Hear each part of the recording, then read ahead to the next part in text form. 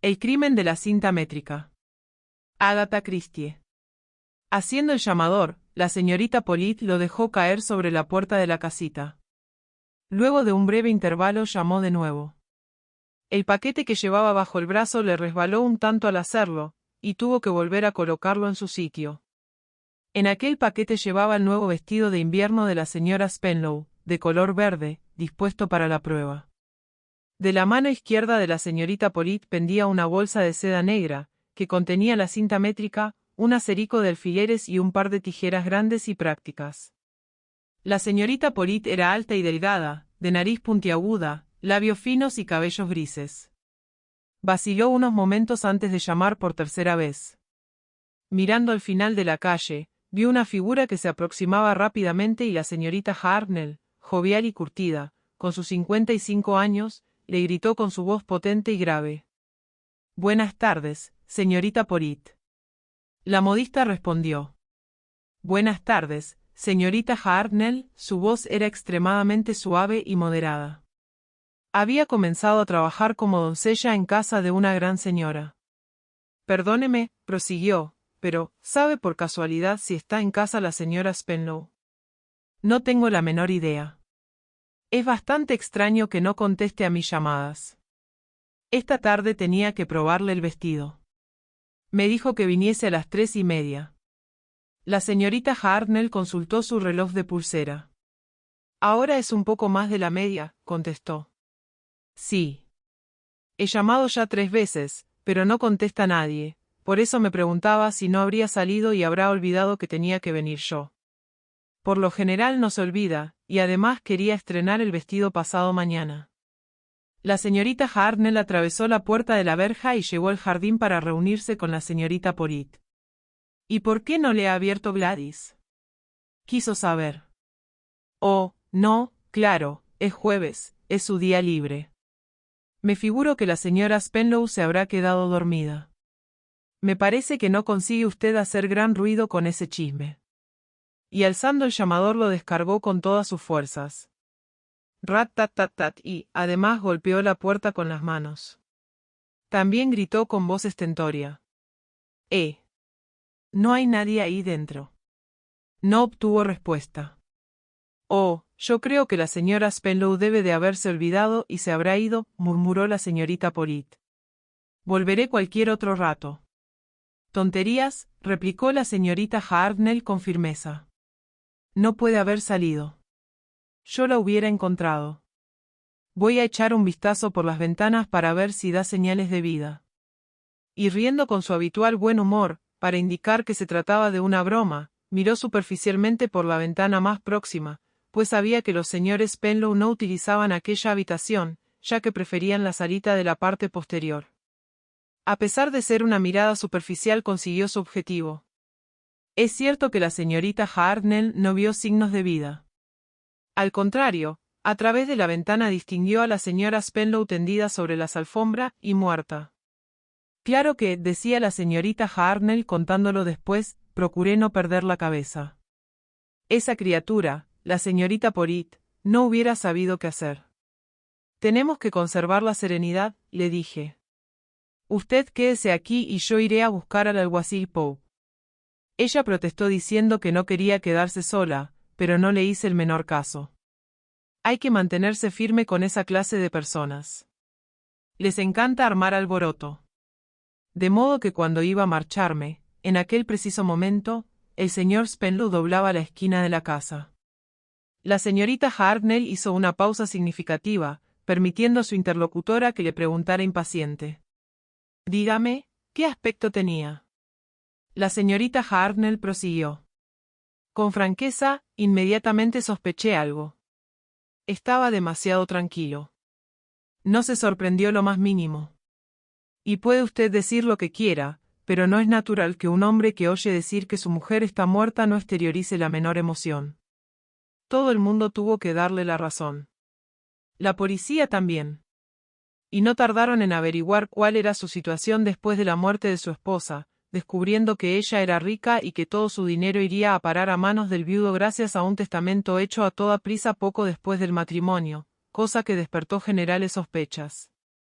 La señorita Marple, la solterona de rostro afable, y según algunos de lengua afilada, que vivía en la casa contigua a la rectoría, fue interrogada muy pronto, a la media hora del descubrimiento del crimen.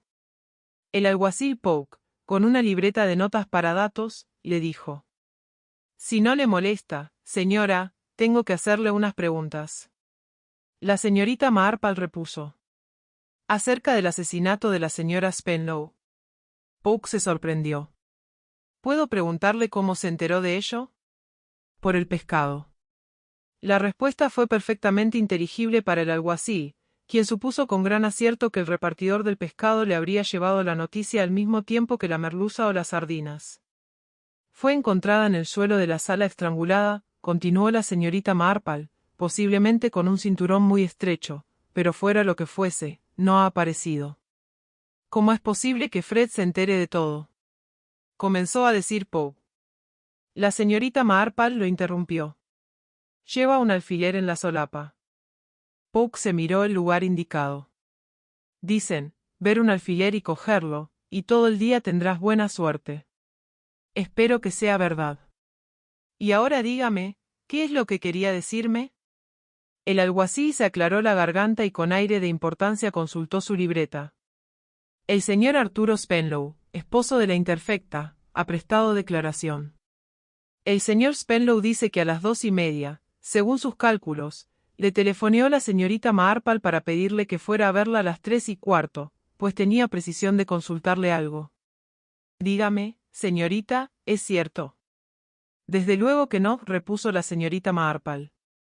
«No telefoneó al señor Spenlow a las 2:30.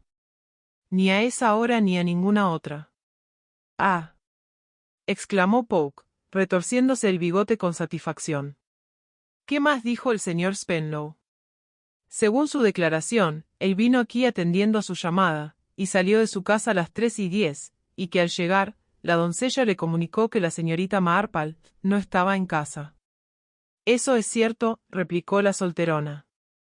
«Él vino aquí, pero yo me encontraba en una reunión del Instituto Femenino». «Ah», volvió a exclamar Poe. «Dígame, alguacil, ¿sospecha usted acaso que el señor Spenlow haya dado muerte a su esposa?». «No puedo asegurar nada en este momento, pero me da la impresión de que alguien, sin mencionar a nadie, se las quiere dar de muy listo». «¿El señor Spenlow?», preguntó la señorita Marple, pensativa. Le agradaba el señor Spenlow. Era un hombre delgado, de pequeña estatura, de hablar mesurado y convencional y el colmo de la respetabilidad. Parecía extraño que hubiera ido a vivir al campo, pues era evidente que había pasado toda su vida en la ciudad, y confió sus razones a la señorita Marple. «Desde joven tuve deseos de vivir en el campo», le dijo, «y tener un jardín de mi propiedad. Siempre me gustaron mucho las flores. Ya sabe, mi esposa tenía una floristería. Es donde la vi por primera vez». Un simple comentario, pero que dejaba adivinar el idilio, una señora Spenlow mucho más joven y hermosa, con un fondo de flores. No obstante, el señor Spenlow, en realidad, no sabía nada acerca de las flores, ni de semillas, poda, época de plantación, etc. Solo tenía una imagen en su mente, la imagen de una casita con un jardín repleto de flores de brillantes colores y dulce aroma. Le pidió que le instruyera, y fue anotando en su libretita todas las respuestas de la señorita Marple. Era un hombre de ademanes reposados. Y tal vez por eso la policía se interesó por él cuando su esposa fue encontrada asesinada. A fuerza de paciencia y perseverancia averiguaron muchas cosas respecto a la difunta señora Spenlow, y pronto lo supo también todo Saint Mary Mead. La finada señora Spenlow había comenzado su vida como camarera de una gran casa, que dejó para casarse con el segundo jardinero, y con él puso una tienda de flores en Londres. El negocio había prosperado, pero no así el jardinero, que al poco tiempo enfermó y murió. Su viuda llevó adelante la tienda y tuvo que ampliarla, pues no cesaba de prosperar. Luego la había traspasado a muy buen precio y volvió a embarcarse en un segundo matrimonio, con el señor Spenlow, un joyero de mediana edad, que había heredado un negocio reducido y decadente. Poco después lo vendieron, yendo a vivir a Saint Mary Mead. La señora Spenlow era una mujer bien educada. Los beneficios del establecimiento de flores los había invertido. con ayuda de los espíritus, según explicaba a todo el mundo. Y estos le habían aconsejado con inesperado acierto. Todas sus inversiones resultaron magníficas. Sin embargo, en vez de afianzarse en sus creencias espiritistas, la señora Spenlow abandonó las sesiones y los médiums, y se entregó rápidamente, pero de corazón, a una oscura religión con afinidades indias que se basaba en varias formas de inspiraciones profundas. No obstante, cuando llegó a Saint Mary Mead, se adscribió temporalmente a la iglesia anglicana. Pasaba muchos ratos con el vicario, y asistía a los oficios religiosos con asiduidad. Era parroquiana de los comercios de la localidad y jugaba al bridge en las reuniones. Una vida monótona, sencilla. Y de repente, el crimen. El coronel Melchett, jefe de policía, había mandado llamar al inspector Slack. Slack era un tipo positivista. Cuando tomaba una resolución, no se volvía atrás, y ahora estaba seguro de sus hipótesis. Fue el esposo quien la mató, señor, declaró. ¿Usted cree? Estoy completamente seguro. Solo tiene que mirarlo. Es culpable como el mismo diablo. No demuestra la menor pena o emoción. Volvió a la casa sabiendo que su mujer estaba muerta. Y no hubiera intentado por lo menos representar el papel de marido desconsolado. Él no, señor. Está demasiado seguro de sí mismo. Algunos caballeros no saben fingir. ¿Alguna otra mujer en su vida? Preguntó el coronel Melchett. No he podido dar con el rastro de ninguna. Claro que este hombre es muy listo. Sabe despistar. Yo creo que estaba harto de su esposa. Ella tenía el dinero y me parece que era de carácter difícil de soportar.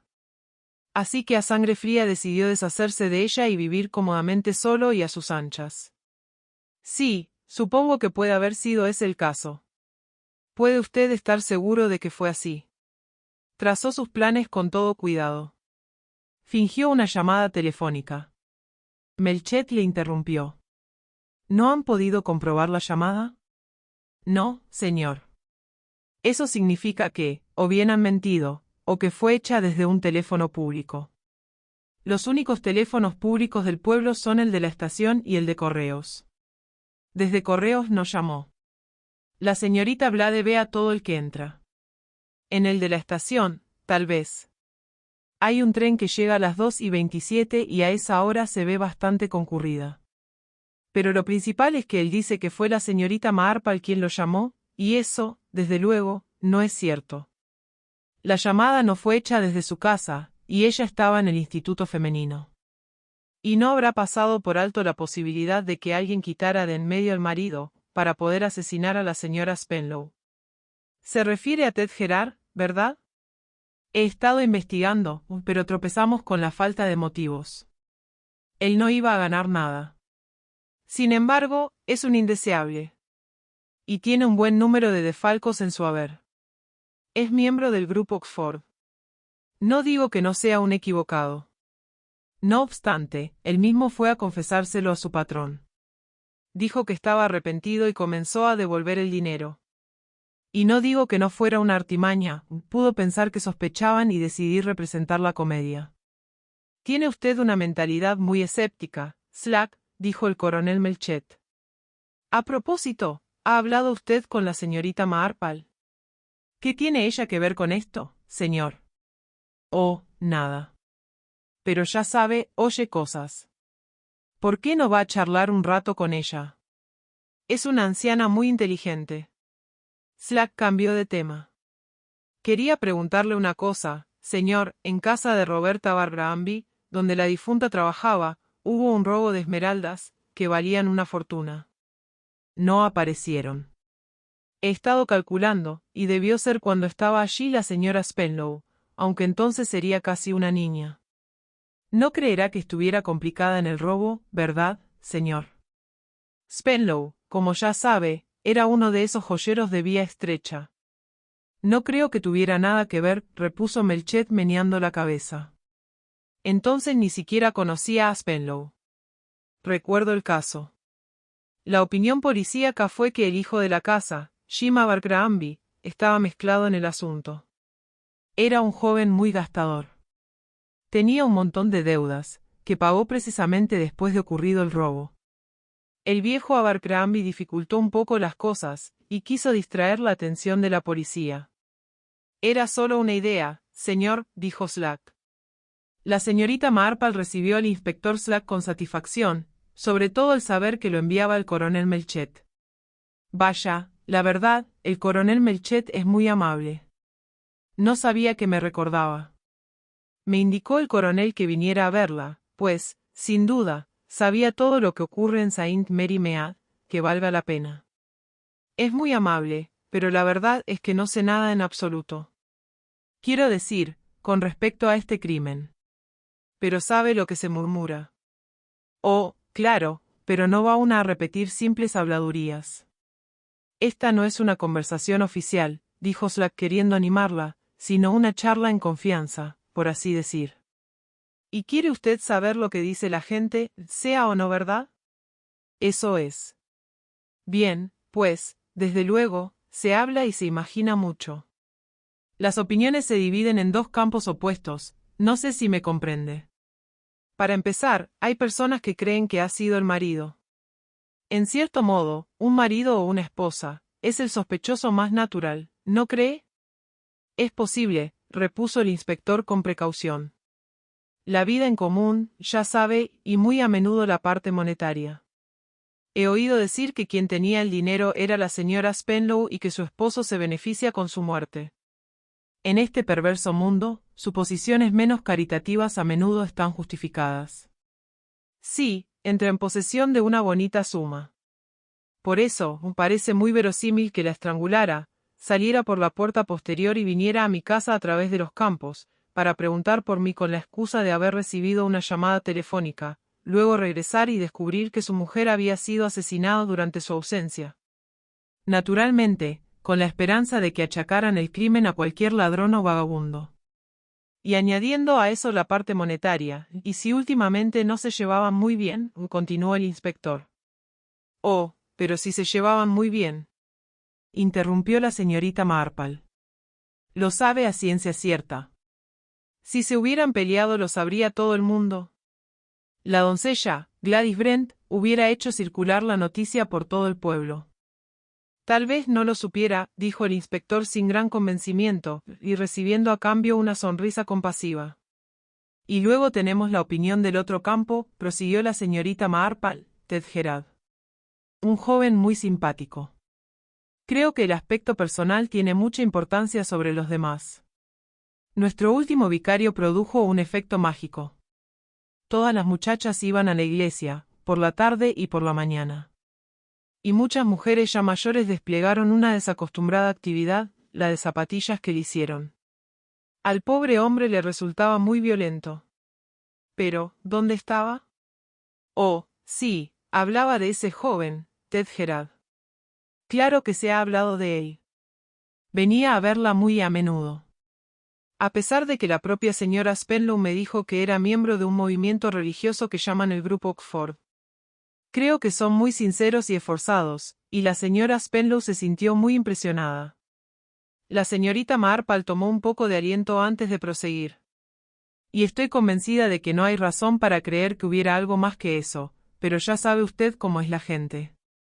Muchas personas opinan que la señora Spenlow se dejó embaucar por ese joven, y que le prestó mucho dinero. Y es positivamente cierto que lo vieron en la estación aquel día. En el tren de las 2:27. Pero hubiera sido muy sencillo para él apearse por el lado contrario y saltar la cerca y no pasar por la entrada de la estación. De ese modo no lo hubieran visto ir a la casa.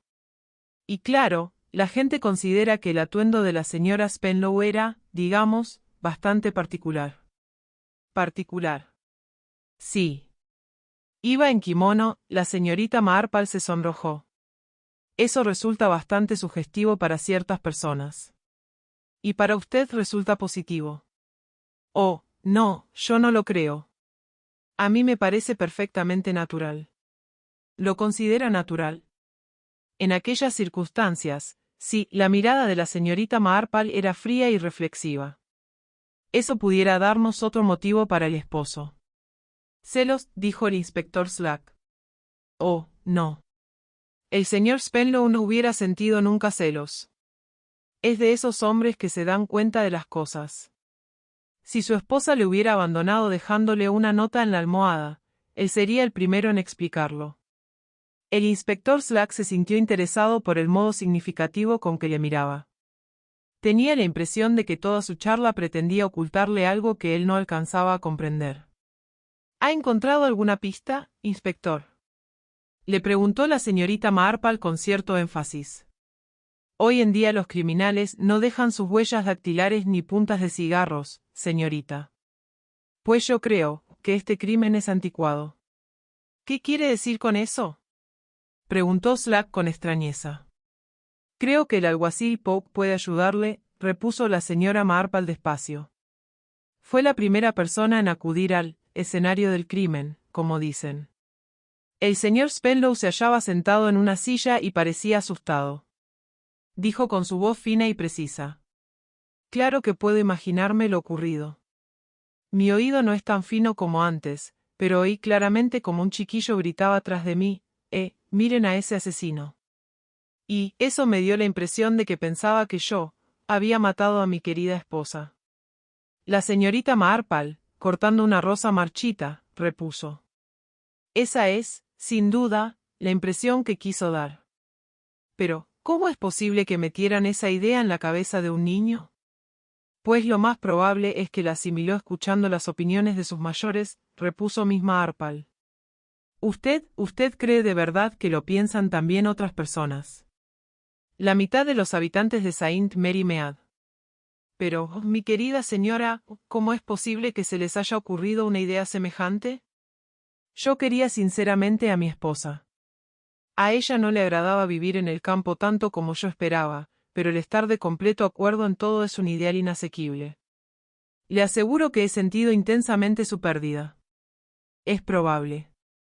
Pero si me perdona le diré que no lo parece. El señor Spenlow irguió cuanto pudo su menguada figura. Mi querida señora, hace muchos años leí que un filósofo chino, cuando tuvo que separarse de su adorada esposa, continuó tranquilamente tocando su batintín en la calle, como tenía por costumbre, me figuro que debe ser un pasatiempo chino. Los habitantes de aquella ciudad se sintieron muy impresionados por su entereza.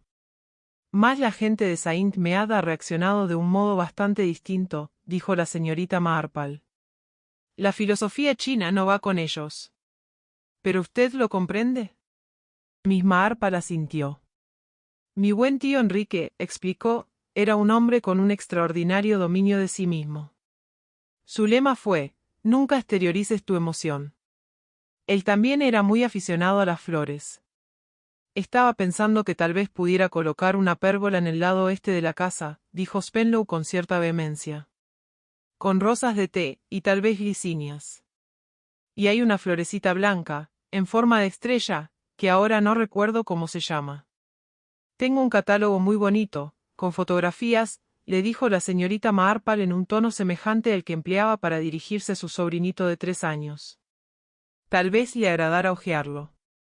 Yo tengo que ir ahora mismo al pueblo. Y dejando al señor Spenlow sentado en el jardín con el catálogo, la señorita Marple subió a su habitación, envolvió apresuradamente un vestido en un trozo de papel castaño, y saliendo de la casa, se encaminó a toda prisa a la oficina de correos. La señorita Polit, la modista, vivía en una de las habitaciones de la parte alta del edificio. Mas la señorita Marple no subió directamente la escalera. Eran las 2:30, y un minuto después, el autobús de Match Benham se detendría ante la puerta de la oficina de correos, constituyendo uno de los mayores acontecimientos de la vida cotidiana de Saint Mary Mead. La encargada saldría a toda prisa a recoger los paquetes relacionados con la parte de venta de su negocio, pues también vendía dulces, libros baratos y juguetes. Durante algunos minutos la señorita Marple estuvo sola en la oficina de correos. Y hasta que la encargada hubo regresado a su puesto, no subió a ver a la señorita Polit para explicarle que quería que retocara su viejo vestido de crepé gris y lo pusiera a la moda, a ser posible. La modista le prometió hacer cuanto pudiera. El jefe de policía quedó bastante asombrado al saber que la señorita Marple deseaba verlo. La solterona entró disculpándose. No sabe cuánto siento molestarlo. Sé que está muy ocupado, pero usted ha sido siempre tan amable conmigo, coronel Melchett, que creí que debía verlo a usted en vez de acudir al inspector Slack.